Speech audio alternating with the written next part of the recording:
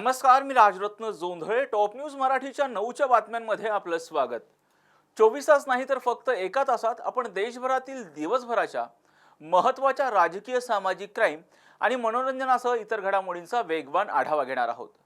वंचित बहुजन आघाडीचे पुणे लोकसभेचे उमेदवार वसंत मोरे यांनी आज आपला उमेदवारी अर्ज दाखल केला. त्यावेळी त्यांनी टॉप न्यूज मराठीशी विशेष संवाद साधला. यासह पाहूया दिवसभरातील महत्त्वाच्या घडामोडी पुढील एक तासात.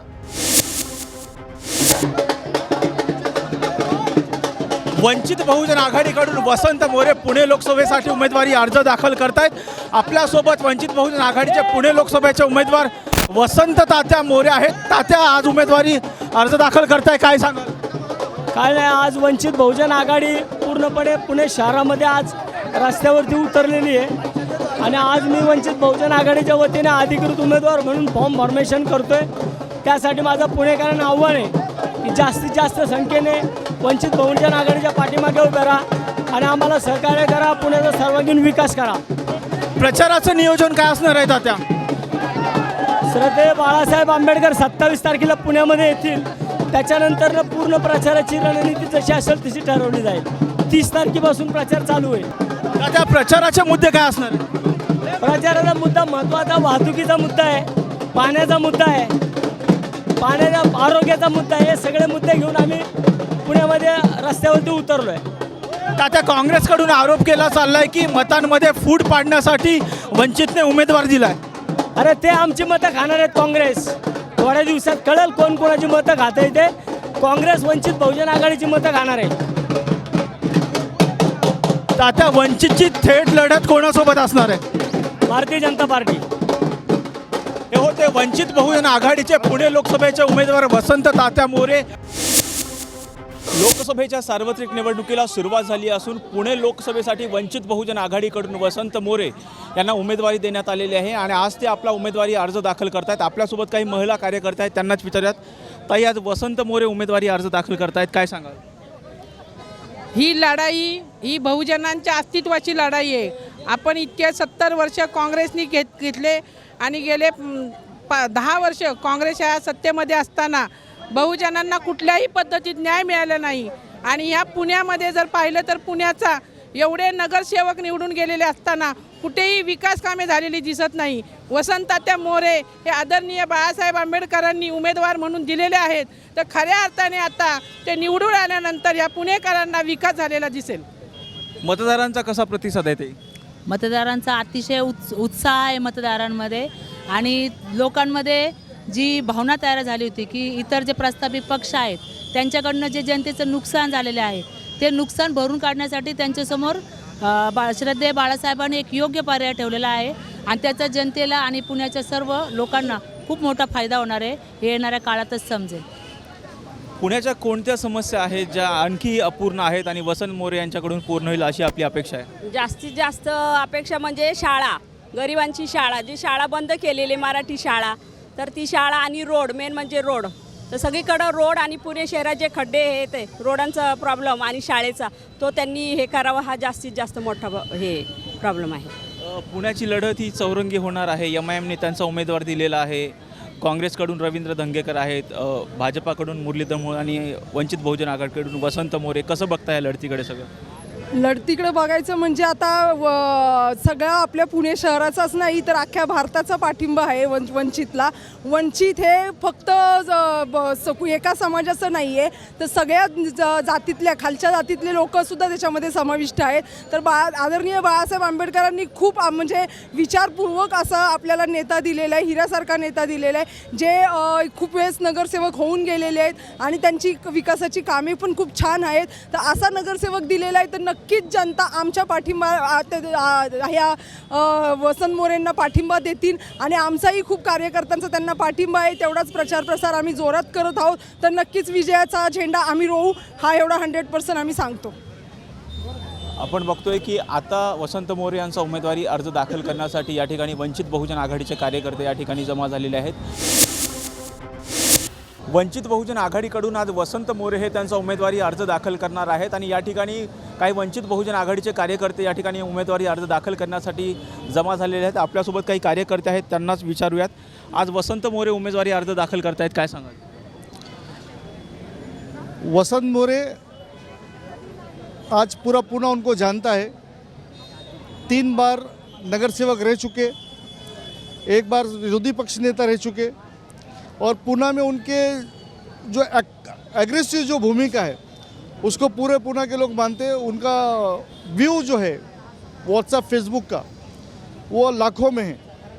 तो आज वो पुणे के बहुत अच्छे उम्मीदवार ऐसे साहब ने हमको दिया है और हम उनका पूरी वंचित बहुजन आघाड़ी सभी विंग, सभी पदाधिकारी, सभी विधानसभा, सभी प्रभाग, सभी शाखा, सभी वार्ड पूरे तन मन धन से उनको जीत के लेके आने की पूरी कोशिश कर रहे हैं। प्रचाराचे काय मुद्दे असणार आहेत? पुण्याचा विकास एकच मुद्दा।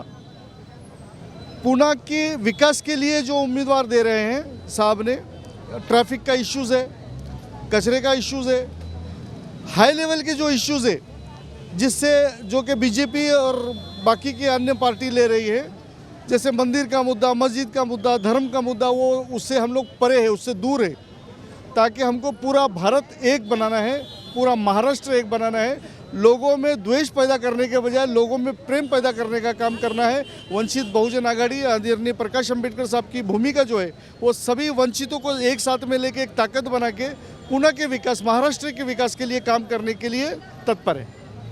काँग्रेसच्या मतात विभाजन करण्यासाठी वंचित बहुजन आघाडीने उमेदवार दिलाय असा आरोप केला जातो। नक्कीच नाही। तसं जर बघायला गेलं तर काँग्रेसच ज्याप्रमाणे आपण लहानपणी जर मी लहान असताना एक मालिका यायची टी व्हीवरती शक्तिमान, म्हणजे काय की शक्तिमानच गंगाधर आणि गंगाधरच शक्तिमान आहे। म्हणजे काँग्रेसच बी जे पीची बी टीम आहे, बी जे पीच काँग्रेसचे। आज जर का बरेचसे पदाधिकारी पाहिले असेल तुम्ही, काँग्रेसचे मातब्बर नेते बी जे पीमध्ये जाऊन बसलेले आहेत। अजून किती मार्गावर आहे ते माहिती नाही। त्याच्यामुळं आम्हाला दोष देण्याच्या अगोदर उलटे, या व्यतिरिक्त उलटे आमचे मागच्या वेळेचे जे उमेदवार आहेत साधारणतः 12 उमेदवार ह्या काँग्रेस आणि महाविकास आघाडी हा पक्ष स्थापन झाल्यानंतर, सरकार स्थापन झाल्यानंतर घटक आहे। म्हणजे महाविकास आघाडी ज्यावेळेस बनली त्यावेळेस महाराष्ट्राचे हे झाल्यानंतर बनलेली। त्याच्यामुळं आम्ही या ठिकाणी बी जे पीची बी टीम नाही आहे, तर काँग्रेसच बी जे पीची बी टीम आहे। मोकळाचा जे अजेंडा बी जे पी आजच्या तारखेमध्ये राबवते, तुम्ही जर बघितलं आता काँग्रेसचे हे अजेंडे आहेत। इथलं प्रायव्हेटायझेशन असेल, इथले संविधानामधले बदल असतील किंवा आणखीन जे काय या ठिकाणी मुद्दे मूलभूत जे घालण्याचा जे सुरुवात जी केलेली, इथल्या EVMचा मुद्दा असेल, हे काँग्रेसने आणलेले। त्याच्यामुळं आणि बी जे पी त्याला अतिशय तीव्रपणे त्या ठिकाणी भारतामध्ये राबवण्याचा प्रयत्न करते।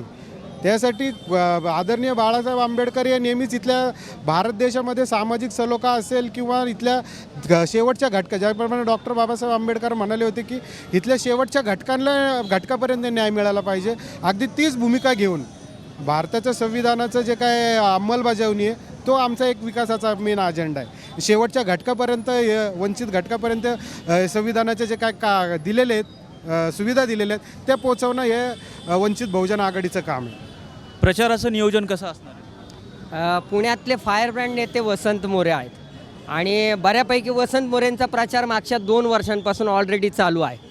वसंत मोरेंचं या अगोदरचं काम पुण्यामध्ये इथल्या जनतेला माहिती आहे। इथल्या शोषित वंचित जनता असेल, इथल्या गरीब कष्टकरी जनता असेल, इथला मुस्लिम समाज असेल, त्यांनी वसंत मोरेंच्या भूमिका आणि हे सगळं बघितलं। आता वसंत मोरे वंचित बहुजन आघाडीसोबत आहे। वंचित बहुजन आघाडीचा मागच्या 2019 पासूनचा आत्तापर्यंतचा जो कार्यभार आहे, कार्यकाल आहे किंवा ज्या पद्धतीची कार्यप्रणाली ही पण जनतेला माहिती आहे। त्यामुळे यावर्षी सोशल मीडियाच्या माध्यमातून वसंत मोरेंचं एक स्वतःचं अस्तित्व आहे, पण वंचित बहुजन आघाडीची पुण्यातली जी 2-2.5 लाख मतदार आहेत ते संपूर्णपणे वसंत मोरेंच्या बाजूने आहेत। पुण्यातला मुस्लिम समाज मोठ्या प्रमाणात वसंत मोरेंबरोबर आलेला आहे। पुण्यातल्या अनेक मस्जिदचा मुद्दा आहे, पुण्यातल्या पुणेश्वर मस्जिदपासूनचे सगळे मुद्दे आहेत, भोंग्यांचा मुद्दा आहे, हा इथल्या मुस्लिम समाजाला मोठ्या प्रमाणात माहिती आहे आणि त्यामुळे मोठ्या प्रमाणात मुस्लिम समाज हा काँग्रेस राष्ट्रवादीबरोबर न जाता BJP आणि सेनेला या ठिकाणी थांबवण्यासाठी वंचित बहुजन आघाडीबरोबर आहे। मराठा समाजाच्या, सकल मराठा समाजाने घेतलेला निर्णय हा वसंत मोरेंच्या बाजूने आहे। इथला मराठा समाज, गरीब मराठा हा वसंत मोरे बरोबर आहे आणि त्यामुळं वसंत मोरेंचा विजय हा पुणे शहरातून निश्चित आहे। पुणेकरांना बदल पाहिजे, पुणेकरांच्या विकासासाठी नवीन खासदार आता या ठिकाणी पाहिजे आणि तो वसंत मोरेंच्या माध्यमातून आपल्याला दिसतोय। वंचितची लढत कोणासोबत असणार आहे? कुठेतरी असा आरोप केला चाललाय की वंचित बहुजन आघाडी ही भाजपाची बी टीम आहे असा काँग्रेसकडून आरोप केला चालला। 100% हे खोटं आहे। त्याचं कारण सत्तेत पण महाविकास आघाडीतलेच पक्ष फुटून सत्तेत इथेच, विरोधात इथेच, आता आपण जर पाहिलं तर अजित पवार भाजपाबरोबर गेलेले आहेत. आपण जर पाहिलं तर काँग्रेसमधनं काँग्रेसचे लोक म्हणतात बी टीम आहे, तर अशोक चव्हाण उठून भाजपामध्येच गेलेले आहेत. म्हणजे भाजपामध्ये जर आपण पाहिलं तर सगळे यांचीच लोक आहेत.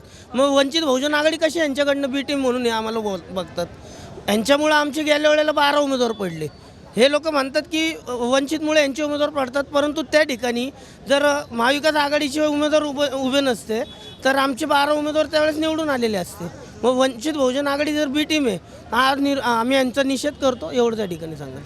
काय या निवडणुकीत प्रचाराचे काय मुद्दे असणार आहे? पुण्याच्या आरोग्याचा प्रश्न आहे, शिक्षणाचा प्रश्न आहे, वाहतुकीचा प्रश्न आहे, पाण्याचा प्रश्न आहे. या प्रमुख प्रश्नांवरती ही निवडणूक लढवली जाईल. आपण बघतोय की आज वसंत मोरे हे उमेदवारी अर्ज दाखल करता आहेत आणि त्याचबरोबर वंचित बहुजन आघाडीची लढत ही थेट काँग्रेसबरोबर असणार आहे असं सांगितलं जात आहे. सध्या संपूर्ण देशात लोकसभा निवडणुकीचा रणसंग्राम सुरू झालेला आहे आणि महाराष्ट्रामध्ये जर आपण पाहिलं तर पुणे लोकसभा असेल, बारामती लोकसभा असेल, या मतदारसंघाच्या लढतीकडे सर्वांचंच लक्ष जे आहे ते लागल्याचं पाहायला मिळत आहे. भाजपा म्हणून, महायुती म्हणून कशी तयारी सुरू आहे या विषयावर बोलण्यासाठी आपल्यासोबत भारतीय जनता पक्षाचे लोकसभा समन्वयक अर्थात प्रभारी श्रीनाथ भीमाले आहेत. त्यांनी पुणे महानगरपालिकेमध्येही सभागृह नेता म्हणून काम पाहिलेलं आहे. भाऊ, लोकसभा निवडणुकीचा रणसंग्राम सुरू झाला आहे, भाजपा म्हणून कशी तयारी? आम्ही गेल्या 1 महिन्यापासून पुणे आपल्या 6 विधानसभेमध्ये बूथ प्रमुखांचे मेळावा घेतले. मला वाटतं की 1 महिन्याभरा पूर्ण प्रवास आमचा झाला, बैठका आमच्या सर्व झाले, महायुतीचे मेळावे आमचे झाले आणि आता मधल्या काळात मुरली अण्णांचा प्रत्येक मतदारसंघ वाईज जनता वसत असेल, येरोडा असेल, ह्या स्लममध्ये सुद्धा पदयात्रा झाल्या आणि 25 तारखेला, आता येणाऱ्या 25 तारखेला 1 लाख असं म्हणतोय आम्ही, 1 लाखाची पदयात्रा फॉर्म भरण्यासाठी आता आम्ही ते अभियान केले आणि मला वाटतं की 25 तारखेला त्या दिवशीच मुरली अण्णांचा विजय नक्की होईल अशा प्रकारे आम्ही कामकाज केलं आहे. आणि येणाऱ्या 29 तारखेला मोदींची सभा पुणे शहरामध्ये आहे. त्यात सभा सुद्धा विजयाची मला वाटतं नांदी असणार आहे. त्यात मोदीजींनी केलेले 10 वर्षाची कामं असतील. आजही नागरिक मला वाटतं मोदीजींच्या कामावरती खुश आहे आणि गेल्या पुढच्या 13 तारखेपर्यंत शहरातल्या विविध समाजाचे मेळावे असतील, बैठका असतील, विविध केलेली कामं असतील, यांच्या आम्ही बैठका, सोसायट्या या ठिकाणी मोदीजींचं काम, मुरली अण्णांचं काम आम्ही पोहोचवत आहोत. भारतीय जनता पार्टीचा पूर्ण कार्यकर्ता गेले महिनाभर मुरली अण्णांच्या प्रचारात मोदीजींना तिसऱ्यांदा प्राईम मिनिस्टर करण्यासाठीच्या प्रयत्नामध्ये आम्ही आहोत आणि मला वाटतं ही तयारी जसं फॉर्म भरल्यानंतर मोदींची सभा झाल्यानंतर अजूनच हुरूप येणार आहे आणि नागरिकांमध्ये अवेअरनेस, अलर्टनेस. 13 मेला मतदान करा, कुणी बाहेर जाऊ नये, 100% मतदान करा आणि मोदीला तिसऱ्यांदा प्राईम मिनिस्टर करा अशा अजेंड्यात आम्ही आता काम करतोय. सर्व लोकप्रतिनिधी, सर्व पक्षाचे, मला वाटतं महायुतीतले लोक, सर्व पदाधिकारी इथे येतात, बैठका चालू आहे आणि मला वाटतं अत्यंत चांगल्या प्रकारे आमचं नियोजन चालू आहे. शहराचे अध्यक्ष असतील, पदाधिकारी असतील, चंद्रकांत दादा आहेत, सर्वजण मला वाटतं की रोज दैनंदिन त्यांच्या ठरलेल्या कार्यक्रमामध्ये वेळ देऊन बैठका, नियोजन, मला वाटतं मुरली अण्णांना निवडून आणण्यासाठीचा भर, मोदींचा अजेंडा, बूथ प्रमुख, पन्ना प्रमुख या सगळ्या गोष्टीवरती भर देऊन नागरिकांपर्यंत पोहोचवणार आणि मला वाटतं 13 तारखेला भरघोस मतदान करून मुरली अण्णा 4 जूनमध्ये जेव्हा आपलं डिक्लेअर होईल निकाल त्यावेळी रेकॉर्ड मतांनी निवडून येतील असा आमचा प्रयत्न आहे.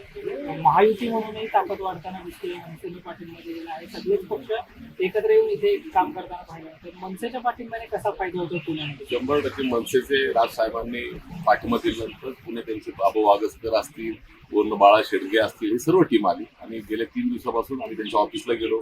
त्यांची काल आमची बैठक झाली, आजही ते आलेत.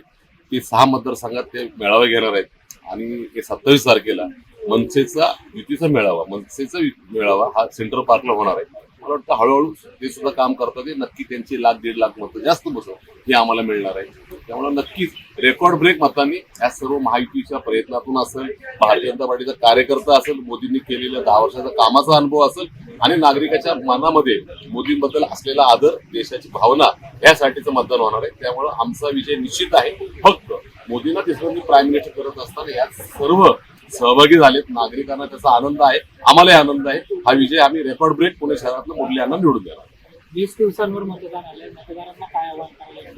मतदारांना आम्ही असं आवाहन करणार आहे की आपण मतदान जे करणार आहे मुरली अण्णाला म्हणजेच मोदीजींना मतदान करणार आहे आणि मोदीजींना मतदान म्हणजे भारताचं नाव या जगात नाव लौकिक करण्यासाठीच असणार आहे. ज्यावेळी मोदी तिसऱ्यांदा प्राईम मिनिस्टर होतील त्यावेळी असं नागरिकाला वाटलं पाहिजे की बाबा मोदीजींना मी मतदान केले त्यावेळी मोदीजी प्राईम मिनिस्टर झाले.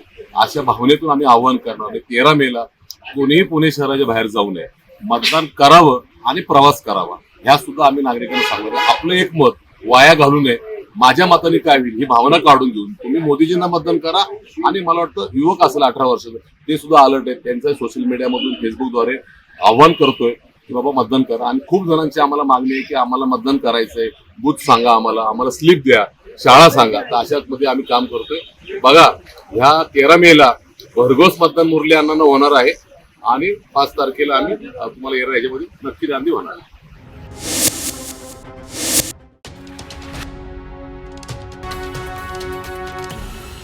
लोकसभेच्या सार्वत्रिक निवडणुकीला सुरुवात झालेली आहे. पुण्यात महायुती विरुद्ध महाविकास आघाडी अशी थेट लढत होणार आहे. आपल्यासोबत भाजपाचे अध्यक्ष धीरज घाटे आहेत. काय सांगाल, कशी तयारी सुरू आहे?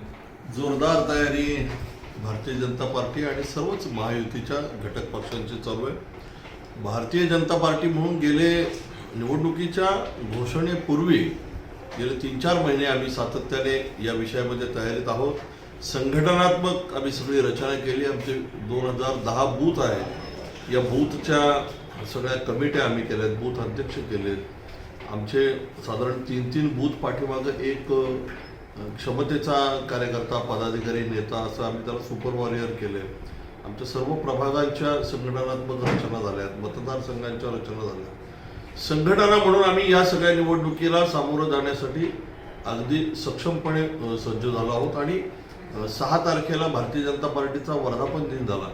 त्या निमित्ताने आम्ही दुसऱ्या दिवशी रविवारी एक ड्राईव्ह केला ज्याच्यामध्ये 7-8 हजार कार्यकर्ते हे प्रत्यक्ष घरोघरी जाऊन संपर्क करण्यासाठी फिरले. आम्ही जवळजवळ 2.5 लाख घरांपर्यंत पोहोचलो. एक साधारण 5.5-6 लाख मतदारांपर्यंत पोहोचण्याचा एक ड्राईव्ह केला. आता आम्ही काही कॉर्नर मिटिंग्स करतोय, कोपरा सभा ज्याला म्हणता येईल, काही चौक सभा करणार आहोत. पुण्यातल्या प्रत्येक वॉर्डमध्ये आमचं जे शक्ती केंद्र आहे त्या शक्ती केंद्रावरती आम्ही त्या ठिकाणी 200-300 संख्येच्या अशा छोट्या छोट्या सभा करणार आहोत. पक्षातले प्रमुख पदाधिकारी त्या ठिकाणी जातील आणि मोदीजींचं सरकार, महायुतीचं सरकार म्हणून गेल्या 5-10 वर्षात केलेल्या कामांचा लेखाजोखा नागरिकांसमोर मांडतील. उमेदवारांच्या संदर्भातली जी काही माहिती आहे ही सामान्य लोकांपर्यंत पोहोचवतील. युवकांच्या संदर्भात काही ॲक्टिव्हिटी चालू आहेत, महिलांचे वेगवेगळे कार्यक्रम चालू आहेत. असं पूर्ण संघटना या विषयामध्ये आता निवडणुकीच्या दृष्टीने आम्ही तयारीला लागलेलो आहोत. आणि 25 तारखेला आता उमेदवारांचा प्रत्यक्ष फॉर्म दाखल करतोय. त्या दिवशी हजारोंच्या संख्येने सगळे कार्यकर्ते, पुणेकर, सामान्य नागरिक हे या रॅलीमध्ये सहभागी होतील. 29 तारखेला मोदीजींची सभा होईल आणि खऱ्या अर्थाने या निवडणुकीला रंगत होईल. आणि सामान्य पुणेकर म्हणेल की पुण्यामध्ये महायुतीचे उमेदवार मुरलीधर मोहोळ हेच खासदार होतील. अशा पद्धतीने आम्ही पूर्ण रचना केली. प्रचाराचे काय मुद्दे आहेत? मला असं वाटतं की या देशाचा विकास, या देश हा कोणाच्या हातामध्ये सुरक्षित आहे तर तो मोदीजींच्या हातामध्ये सुरक्षित आहे. आणि मोदीजींनी देशामधला असं कोणताही घटक नाही की ज्या घटकासाठी कुठली योजना आणली नाही.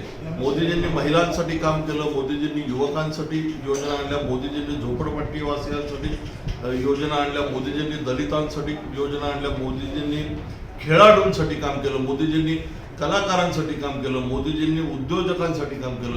अशा सर्व क्षेत्रामध्ये हे सरकार काम करतंय आणि हेच सरकार या देशाला विकासाकडे नेऊ शकतं. त्यामुळं विकसित भारत करण्यासाठी मोदीजींचं सरकार, भारतीय जनता पार्टी आणि मित्र पक्षांचं सरकार हे लोकांना हवं आहे. आणि मोदीजी पुन्हा एकदा 3ऱ्यांदा पंतप्रधान व्हावेत असा विषय घेऊन आम्ही लोकांपर्यंत जातोय. आणि मोदीजी पंतप्रधान होत असताना पुण्याचा त्यांचा शिलेदार हा मुरलीधर मोहोळ यांच्या रूपाने महायुतीचा खासदार म्हणून संसदेमध्ये जावा असं आम्ही काम करतोय. त्या दृष्टीने प्रयत्न चालू आहेत आणि खूप उत्स्फूर्त प्रतिसाद हा पुणेकरांकडनं आम्हाला मिळतो. महाविकास आघाडीकडून विशेषतः काँग्रेसकडून असा आरोप केला चाललाय की पुण्यामध्ये महायुतीकडे, भाजपाकडे सक्षम उमेदवार नाही, त्यामुळे मोदींच्या नावाकडे बघून मतं द्या असं सांगितलं चाललंय. नाही, असं म्हणायला गेलं तर मग महाविकास आघाडीकडे नेतृत्व कोण आहे? असं आहे की देशामध्ये आता आपण पंतप्रधान पदासाठी जर नावं काढली, 10 नावं काढायचं जर आपण ठरवलं तर पहिले 1 ते 9 ज्यांची नावं निघतील, म्हणजे क्रमांक 1ला मोदी, 2ला मोदी, 3ला मोदी, 4ला मोदी, असे 9 नावं मोदीजींचीच निघतील आणि 9 नंतर कुठंतरी ह्या त्यांच्या महाविकास आघाडीच्या नेत्याचा नंबर लागू शकेल. इतकी उंची राजकारणामध्ये आणि समाजकार्यामध्ये, देशसेवेमध्ये ज्यांनी गाठली असे नरेंद्र मोदी आहेत. त्यामुळे मला असं वाटतं की ही तुलनाच होऊ शकत नाही. आणि पुण्याचे महायुतीचे उमेदवार मुरलीधर मोहोळ हे 3 वर्ष महानगरपालिकेमध्ये महापौर होते. अत्यंत सक्षम आणि योग्य समर्पक असा चेहरा हा भारतीय जनता पार्टीने मुरलीधर मोहोळांच्या माध्यमातून या लोकसभेमध्ये पाठवण्यासाठी दिलाय. त्याची तुलना होऊ शकत नाही. महायुतीचा उमेदवार हाच पुण्याचा खासदार होणार अशी सामान्य पुणेकरांची इच्छा आहे, मागणी आहे आणि आम्हाला खूप चांगला प्रतिसाद या सगळ्या प्रचाराच्या दरम्यान पाहायला मिळतो. पुण्यात वंचित बहुजन आघाडीने वसंत मोरे यांना उमेदवारी दिली, त्याचबरोबर MIM देखील त्यांचा उमेदवार दिला. या निवडणुकीकडे कसं बघतो? शेवटी ते राजकीय पक्ष आहेत. वंचित हे वेगवेगळ्या भागात कायम निवडणुका लढतील. पुण्यामध्ये त्यांचा काही मतदार आहे आणि MIM हा सुद्धा एक राजकीय पक्ष आहे. त्यामुळे त्यांनी निवडणुका लढणं हा त्यांचा अधिकार आहे. ते त्यांचे मतदार आहेत, ते त्यांचा पक्ष संघटना वाढवण्यासाठी, टिकवण्यासाठी त्यांना निवडणूक लढावी लागणार. ते निवडणूक लढतील. त्यांचे काही कार्यकर्ते पुण्यामध्ये आहेत, त्या माध्यमातून ते प्रयत्न करतील. पण मला असं वाटतं की भारतीय जनता पार्टी असेल आणि महायुती असेल, या महायुतीच्या सर्व घटक पक्षांची एक पुण्यामध्ये ताकद आहे. राष्ट्रवादीच्या नेत्यांची पुण्यात ताकद आहे. अजितदादा या जिल्ह्याचे पालकमंत्री आहेत. भारतीय जनता पार्टीचे पुण्यामध्ये 100च्या आसपास नगरसेवक गेल्या 5 वर्षामध्ये होते. आता आमच्या जोडीला महाराष्ट्र नवनिर्माण सेना ज्यांचा केडर आहे पुण्यामध्ये, एकनाथ शिंदेची शिवसेना आहे. RPI सारखा घटक पक्ष गेल्या अनेक वर्ष आमच्या सोबत आहे. त्यामुळे मला असं वाटतं की इतरही काही घटक पक्ष आमच्या सोबत आहेत. महायुतीची पुण्यामध्ये एक मोठी ताकद आहे. या सर्व घटक पक्षांच्या माध्यमातून पुण्याची लोकसभा निवडून आणण्यासाठी सर्व कार्यकर्ते कामाला लागलेत आणि सगळे एक दिलाने काम करत आहेत. त्यामुळे मला असं वाटत नाही की इतर कुठल्या पक्षांचा विचार हा जनता करेल, नागरिक करतील. लोकांचा विश्वास हा मोदीजींवरती आहे आणि महायुतीवरती. त्यामुळे स्वाभाविक मुरलीधर मोहोळांना मत म्हणजे नरेंद्र मोदींना मत म्हणजेच मुरलीधर मोहोळांना मत, या भावनेत लोक भरघोस मतदान हे मुरली मोहोळांना करतील. वंचित आणि MIM मुळे मतविभाजनाचा जो फायदा आहे तो भारतीय जनता पक्षाला होतो. नाही तर त्यांचा मतदार हा ठरलेला आहे की वंचितला मतदान करणारं कोण आणि MIM ला मतदान करणारं कोण.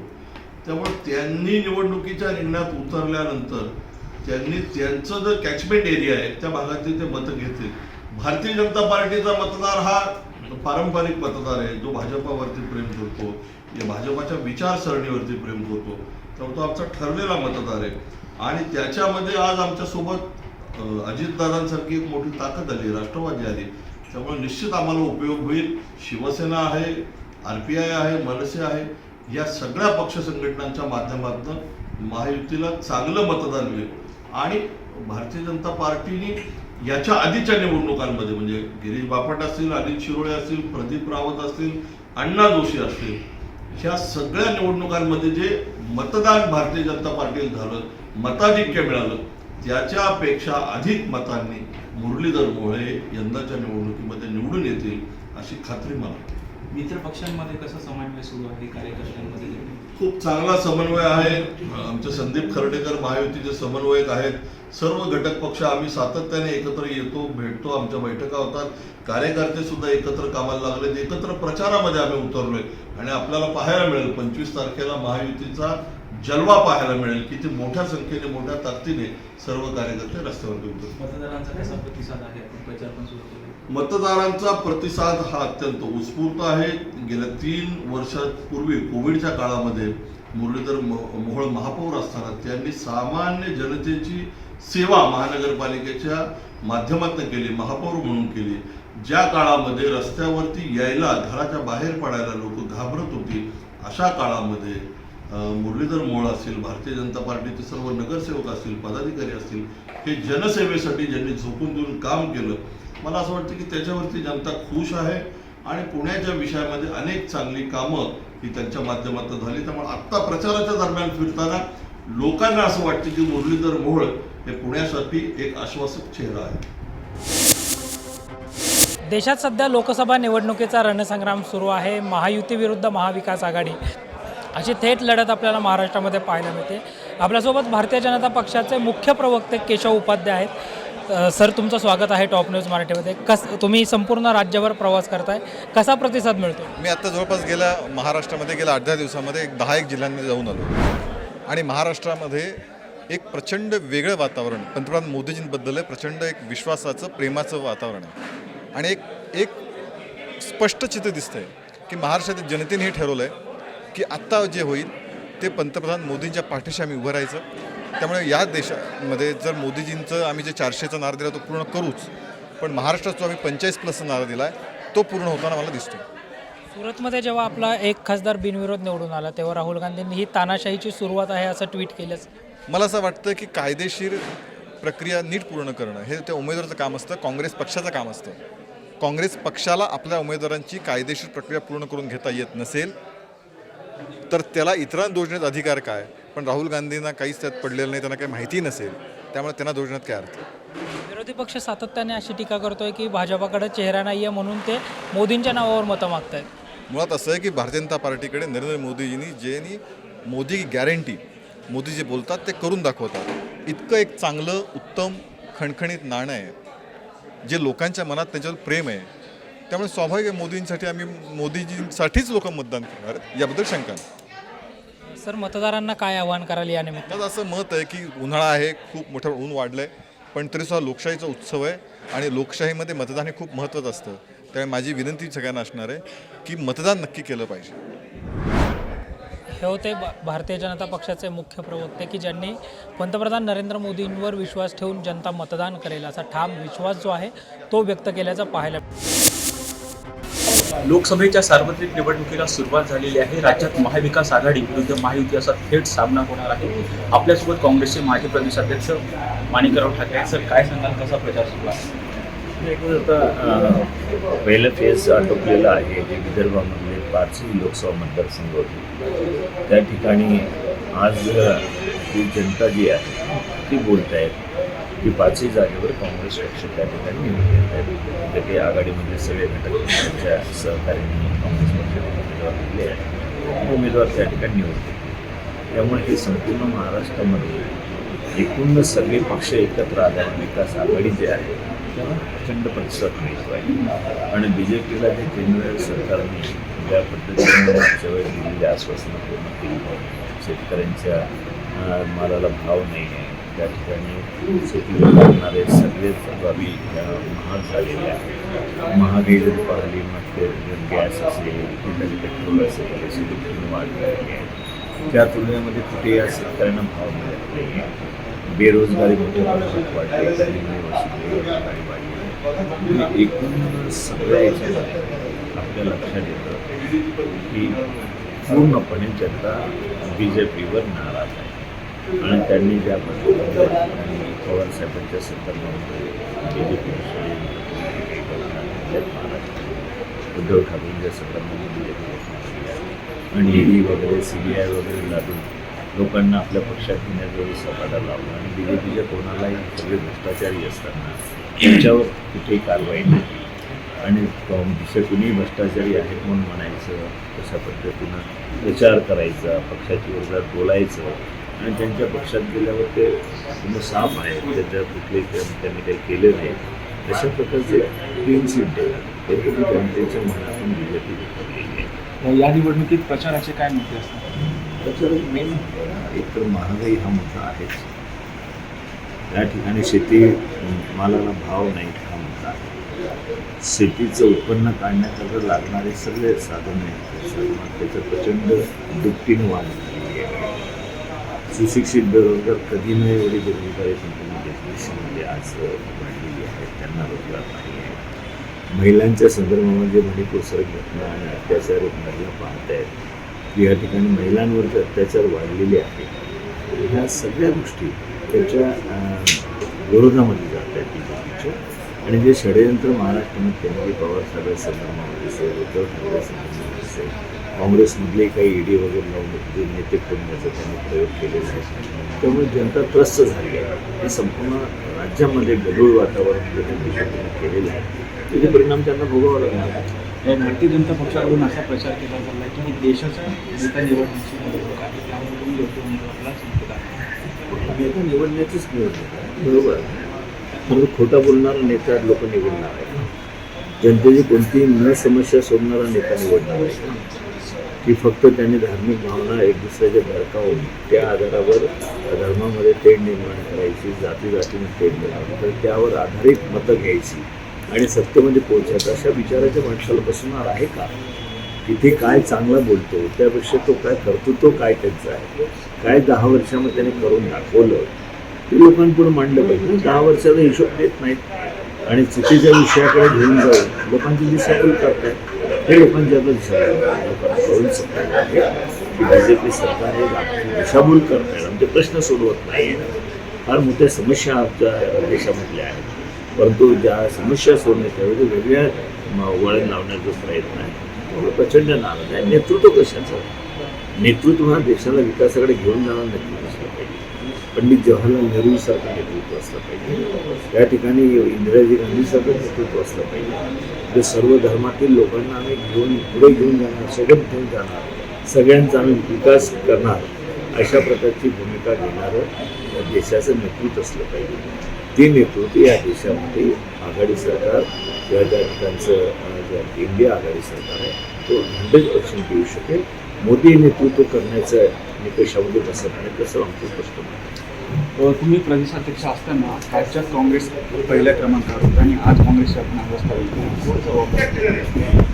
बरेच नेते सुद्धा काँग्रेस पक्ष सोडून चालतात. याच्यामध्ये जबाबदारीचा विषय असतोच, सोडून जबाबदारी आम्ही स्वीकारलीच पाहिजे.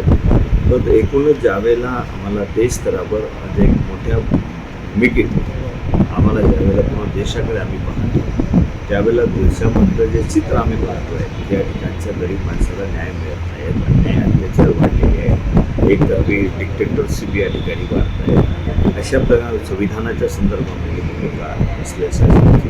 त्यामुळे आम्हाला सगळ्यात प्राथमिकता जी काँग्रेस पक्षाची आहे या देशामध्ये राहणारा प्रत्येक नागरिक आहे, प्रत्येक धर्मामधला नागरिक आहे, त्यांना सगळ्यांना समान अधिकार असले पाहिजे. संविधान आमचं वाचलं पाहिजे, आमचे मतदानाचा अधिकार वाचला पाहिजे, आमच्या सर्व जे लोकशाहीने दिले अधिकार आहेत ते आमच्या बाजूला आले पाहिजे.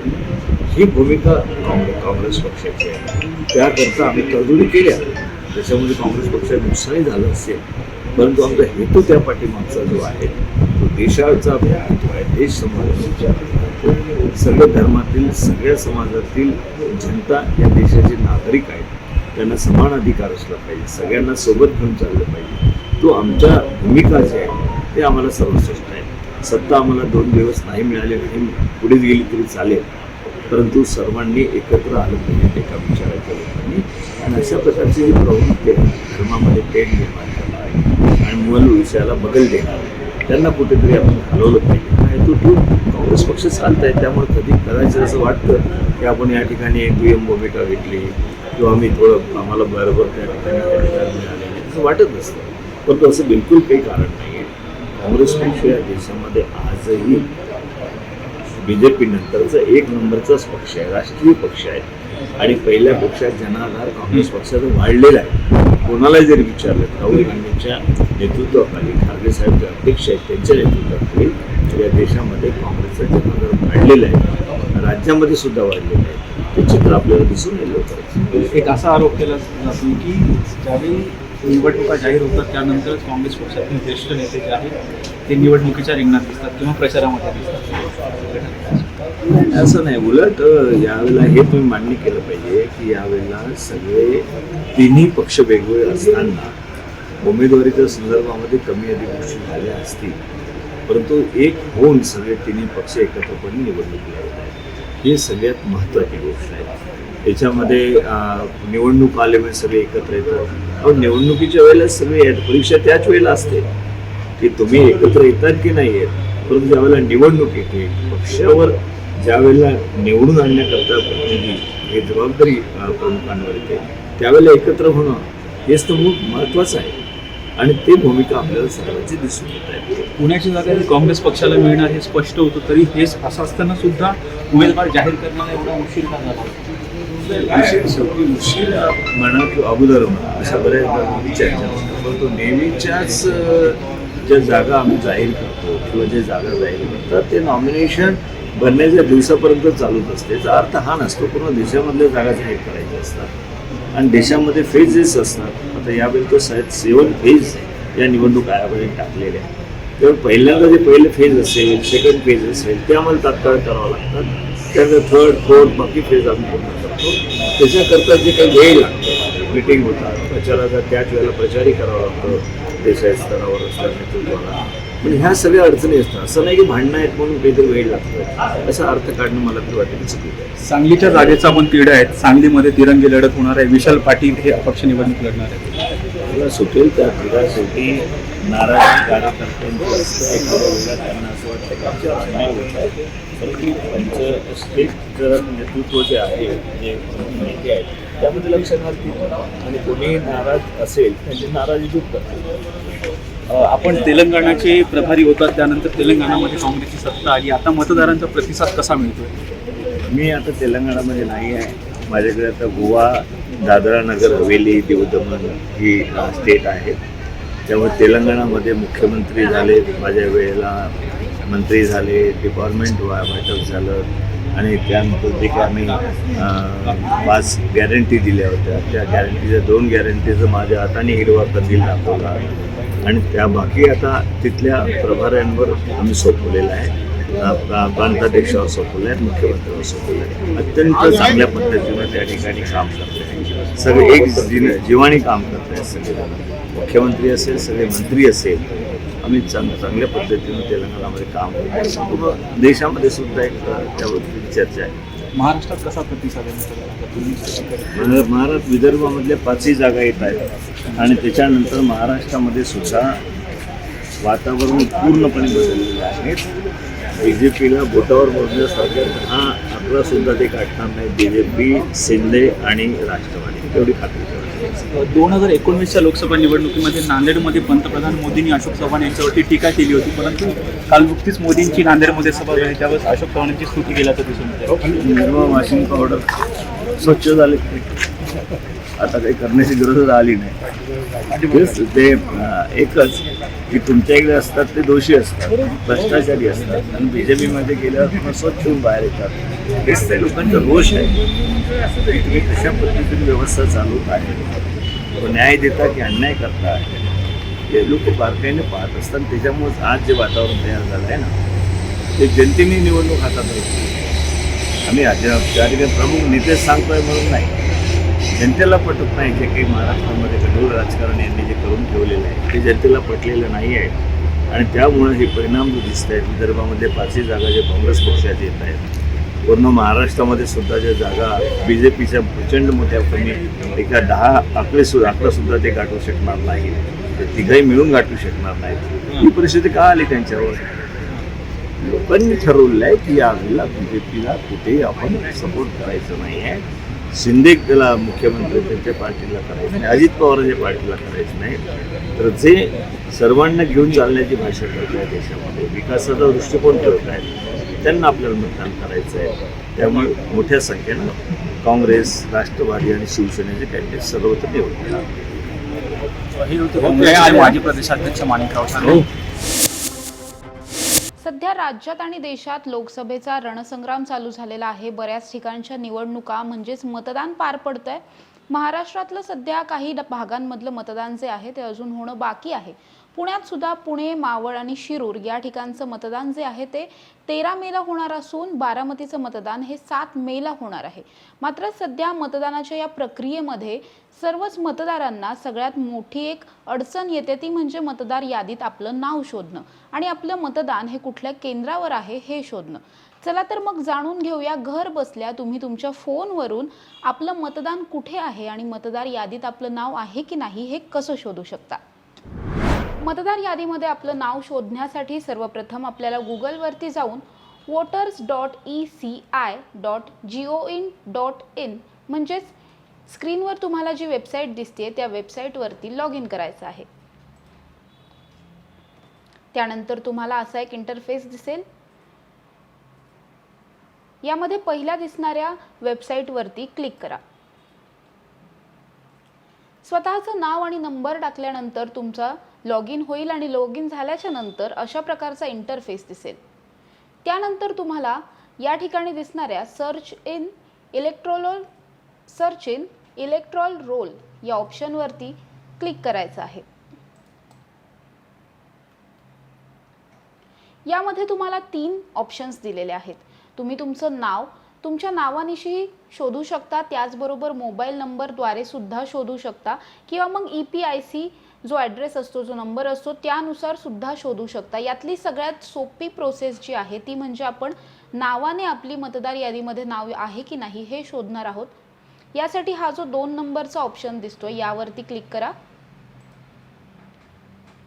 तुम्ही ज्या राज्यात राहत असाल त्या राज्याला सिलेक्ट करा.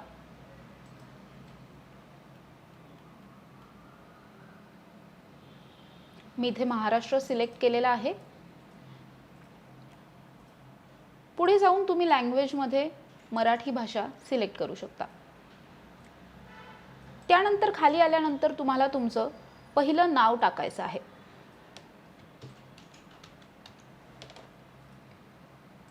पुढे तुमचं आडनाव, त्यानंतर शेजारी दिलेल्या कॉलममध्ये ज्या ठिकाणी नातेवाईकांचं नाव असं लिहिलेलं आहे तिथे तुम्ही तुमच्या वडिलांचं किंवा मग पतीचं नाव टाकू शकता.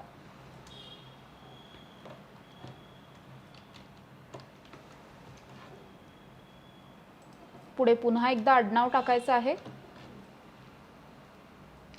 खाली आल्यानंतर तुम्हाला जन्मतारीख दिसेल. यामध्ये तुम्ही जन्मतारीख सुद्धा टाकू शकता किंवा मग डायरेक्ट वय सुद्धा टाकू शकता. दोन्ही ऑप्शन्स वरती तुम्ही सिलेक्ट केल्यानंतर तुम्हाला मतदार यादीमधलं तुमचं नाव दिसू शकतं.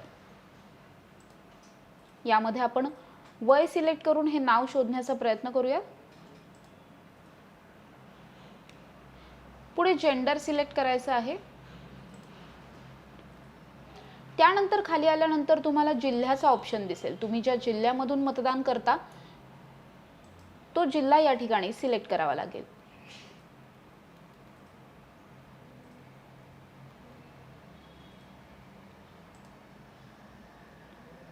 मी हा जिल्हा सिलेक्ट केलेला आहे. त्यानंतर पुढे तुम्हाला इथे विधानसभा मतदारसंघ दिसेल. ज्या विधानसभा मतदारसंघामधले तुम्ही रहिवासी असाल तो विधानसभा मतदारसंघ या ठिकाणी सिलेक्ट करायचा आहे. मी या ठिकाणी विक्रोळी सिलेक्ट केलेला आहे. पुढे जो कॅप्चा कोड दिसतोय तो तुम्हाला अचूक टाकायचा आहे. जर हा कोड अचूक टाकला नाही तर मात्र तुम्हाला तुमचं नाव शोधता येणार नाही.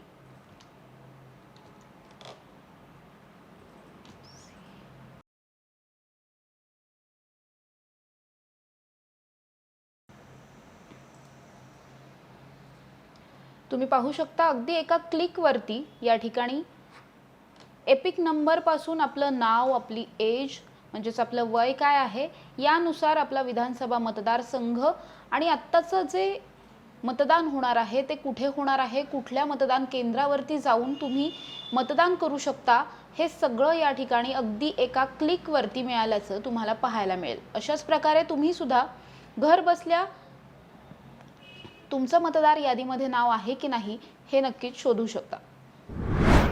आपण पाहिलं निवडणूक आयोगाने खास मतदारांसाठी मतदारांना सहज सोप्या रीतीने मतदार यादीमध्ये आपलं नाव शोधता यावं यासाठी हा फॉर्मॅट जो आहे तो लॉन्च केलेला आहे. हे वेब पोर्टल आहे. या पोर्टलद्वारे तुम्ही सहजरित्या आपलं नाव घरबसल्या मतदार यादीमध्ये शोधू शकता.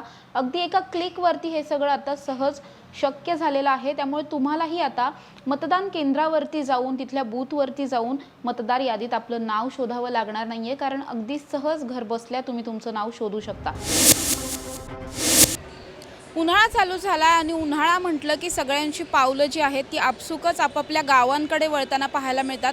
पुण्यामध्ये अनेक स्थलांतरित लोक आहेत, चाकरमाने आहेत जे नोकरीसाठी इथे आलेले आहेत. असे सगळेच लोक उन्हाळ्यामध्ये 4-8 दिवसांच्या सुट्ट्या काढून का होईना पण गावाला जातात. त्याचबरोबर विद्यार्थ्यांच्या परीक्षा संपलेल्या असतात, त्यामुळे मामाच्या गावाला जायची सुद्धा घाई असते. तसंच उन्हाळा म्हटलं की लग्नाचा सीझन असतो, त्यामुळे बरेचसे शहरातले लोक जे आहेत ते गावाकडे त्यांची पावलं वळताना आपल्याला पाहायला मिळतात. त्याचमुळे सध्या पुण्यातले रेल्वे स्टेशन, बस स्थानक जे आहे त्याच्यावर सध्या प्रवाशांची खूप मोठ्या प्रमाणात गर्दी पाहायला मिळते. हे सर्व प्रवासी जे आहेत ते आपापल्या गावाला काही कामानिमित्त किंवा सुट्ट्यांसाठी जाताना पाहायला मिळतात. सध्या एस टी आणि रेल्वे यामध्ये गर्दी आपल्याला खूप मोठ्या प्रमाणात पाहायला मिळते. एस टीनी ज्या काही नवीन योजना आणलेल्या आहेत त्यामुळे सध्या खूप मोठ्या प्रमाणामध्ये प्रवाशांची पसंती ही एस टी बसेसला मिळताना पाहायला मिळते.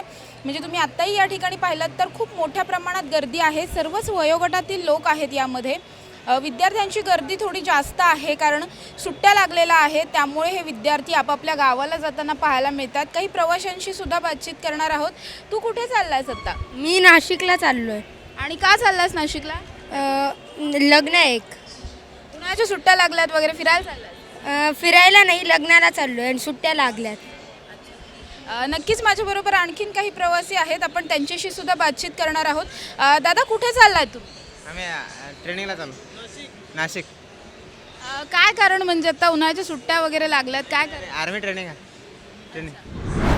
तर नक्कीच आपण पाहतोय वेगवेगळे कारणांनी हे प्रवासी जे आहेत ते आपल्याला त्यांच्या गावाला किंवा वेगवेगळ्या ग्रामीण भागामध्ये जात असल्याचे पाहायला मिळत आहे. खूप मोठ्या प्रमाणामध्ये प्रवाशांची गर्दी आहे. सध्या एस टीने ज्येष्ठ नागरिकांसाठी सवलती दिलेल्या आहेत, महिलांसाठी 50% सवलत दिलेली आहे. त्यामुळे एस टी बसेसला सर्वात जास्त मागणी असल्याचं पाहायला मिळत आहे. मात्र दुसरीकडे एस टी आणि रेल्वेमध्ये गर्दी मोठ्या प्रमाणात असल्यामुळे काही खाजगी ट्रॅव्हल्स जे आहेत ते सुद्धा जास्त भाडं आकारताना दिसत आहेत आणि जास्त भाडं आकारून ह्या प्रवाशांना त्या ठिकाणी पोहोचवण्यासाठी हे सगळे खाजगी ट्रॅव्हल्सवाले सध्या पुढे आलेले आहेत. मात्र तरीसुद्धा आपल्या खाजगी गाड्यांशिवाय सरकारी वाहनांना म्हणजेच पब्लिक ट्रान्सपोर्टला सध्या पुण्यामधून तरी खूप चांगला प्रतिसाद असल्याचं पाहायला मिळतंय.